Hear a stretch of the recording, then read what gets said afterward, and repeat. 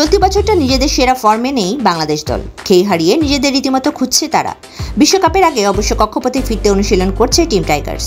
এরই মধ্যে বাংলাদেশ দল নিয়ে অন্যরকম রসিকতা করেছে সাকিব আল হাসান। এদিকে ছন্নছাড়া পারফরমেন্সের কারণে সামাজিক যোগাযোগ মাধ্যমে বাংলাদেশ দলকে নিয়ে বেশ ট্রল হয়। এসব বিষয়ে অবশ্য চোখ এড়ায় না টাইগার ক্রিকেটারদেরও।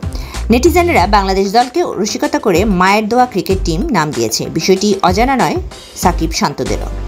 এই বিষয়টি নিয়ে ডালাসে অনুশীলনের সময় রসিকতা করেছেন সাকিব আল হাসান। অনুশীলনের ফাঁকে সাংবাদিকদের সঙ্গে কিছুক্ষণ আড্ডা দিয়ে যান তিনি। সেখানে কথায় কথায় সাকিব বলেন, আমরা তো মায়ের দোয়া টিম হয়ে গেছি, সেই জন্য দোয়া চাওয়া বন্ধ করে দিয়েছি। জাতীয় দলের অভিজ্ঞ অলরাউন্ডারের মন্তব্যে সাংবাদিকদের মধ্যে হাসির রোল পড়ে যায়। এর আগে সামাজিক যোগাযোগ মাধ্যমে শেখ মাহিদির একটি মন্তব্য খুব ভাইরাল হয়। সেখানে তাকে বারবার আমাদের জন্য দোয়া করবেন বলতে শোনা যায়। এছাড়া যুক্তরাষ্ট্রের বিপক্ষে সিরিজে হারের পর নাজমুল শান্তের বরাতে একটি ভুয়া ফটোকার্ড ছড়িয়ে পড়ে, যাতে লেখা ছিল ৮ দেশের ক্রিকেটার নিয়ে যুক্তরাষ্ট্র দল গঠিত, সেই জন্য তারা বেশি দোয়া পায়। আগামী ৮ই জুন শ্রীলঙ্কার বিপক্ষে বিশ্বকাপ মিশন শুরু করবে বাংলাদেশ। ডালাসে ম্যাচটি শুরু হবে বাংলাদেশ সময় ভোর 6:30টায়।